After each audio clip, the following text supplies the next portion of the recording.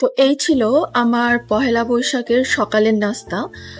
লাউয়ের খোসা আর আলুর ভাজি, সাথে রুটি এবং সাথে ডিম ভাজি। যদিও ডিম খেতে পারি না, কিন্তু তবু ইচ্ছে হলো আজকে একটু ডিম দেখাই, কারণ সকালবেলা এরকম ডিম ভাজি খেলে দেখা যায় সারাদিন আমার পেট ব্যথা করে। আর সাথে হচ্ছে আমি এখানে ইউটিউবে একটা হরর কাহিনী শুনছিলাম আর কি, যেটা আমাদের বাসার খুবই ফেভারিট থাকে আর কি, আমাদের একটা প্রোগ্রাম সবাই শুনি আর কি আমরা। তো হ্যালো বন্ধুরা, আসসালামু আলাইকুম and welcome to my channel a day of daily life. তো সবাইকে পহেলা বৈশাখের শুভেচ্ছা জানিয়ে আজকের ভিডিওটা এখান থেকে শুরু করছি। যদিও জানি যখন আমি এই ভিডিওটা শেয়ার করব তখন অলরেডি পহেলা বৈশাখের 2 দিন পার হয়ে যাবে, তবে নতুন বছরের শুরু তো হয়েই গেছে। তো সবাইকে আবারও শুভ নববর্ষ। এই ছিল সকালবেলা ধানমন্ডি লেকের পয়লা বৈশাখ। আসলে এবার পয়লা বৈশাখে যেহেতু আমার আম্মুর মোটামুটি শরীরটা একটু খারাপ, আর এত অলসতা ছিল যে ঘর থেকে বের হতে ইচ্ছে হচ্ছে না, এবং আমি লিটারালি ঘর থেকে একদমই বের হইনি, কিছুই করিনি, নাথিং, কোনো কিছু স্পেশাল রান্না বান্না কিচ্ছু করিনি। এবার জাস্ট অ্যাজ ইউজুয়াল চলে গেছে।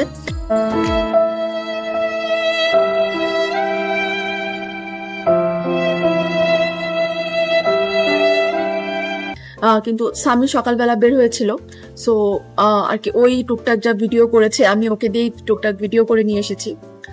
এই তো সকালবেলা একটু 11টার দিকে এই তো লেবুর শরবত খেলাম। অনেক দিন পর লেবুর শরবত খেলাম, তাই চিন্তা করলাম এটা একটা ছবি তুলে রাখা উচিত। এই গরমে ঠান্ডা ঠান্ডা লেবুর শরবত, উফ কি মজা। আর এরপরে হচ্ছে তরমুজ। তো পয়লা বৈশাখের মধ্যে তরমুজ না খেলে একটু অপূর্ণতা মনে হয়, সো তরমুজ তো খেতেই হয়।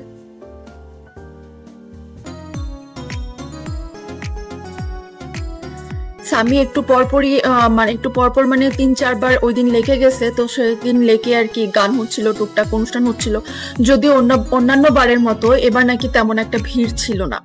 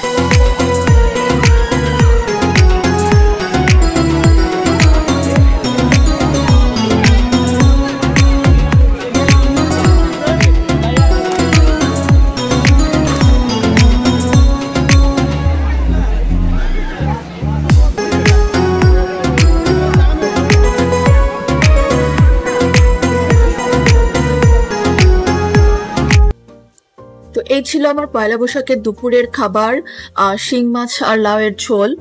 এটাই ছিল, বললাম না কোনো স্পেশাল রান্না বান্না আমরা কিছুই করিনি এবার। আর এখানে ছিল আম ডাল, বছরের প্রথম আম ডাল, এই প্রথম কাঁচা আম খেলাম, এ পর্যন্ত আমরা কাঁচা আমও খাইনি। সো এটা একটা স্পেশাল ছিল।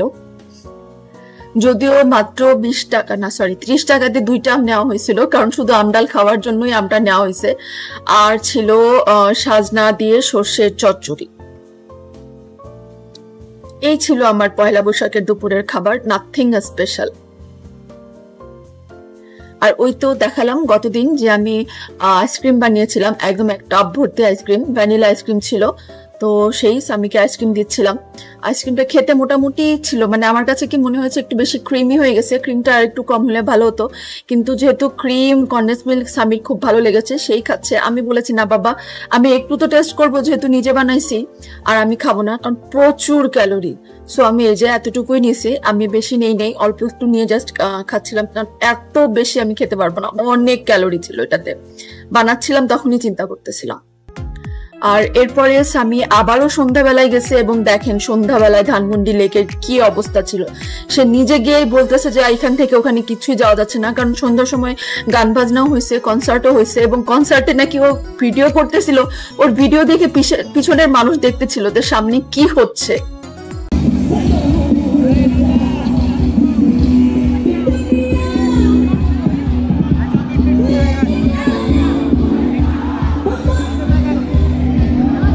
এখানে তো এই ছিল আমার পহেলা বৈশাখের ছোট্ট একটা ভিডিও। তেমন কিছুই করিনি, সারাদিন বাসায় কেটেছে।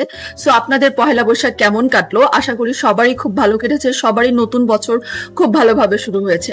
তো আশা করি আপনাদের পহেলা বৈশাখ খুব ভালো কেটেছে। আমার তো এরকমই ছিল, অ্যাজ ইউজুয়াল একটা সাধারণ দিনের মতো। তো আমার এই ভিডিওটা যদি আপনাদের ভালো লেগে থাকে তাহলে একটা লাইক দিতে কিন্তু ভুলবেন না।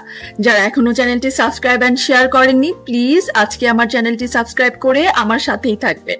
আমার পরিবারের জন্য দোয়া করবেন, নিজের পরিবারের খেয়াল রাখবেন। আপনাদের পহেলা বৈশাখ কেমন কাটলো আমাকে কমেন্ট করে কিন্তু অবশ্যই জানাবেন।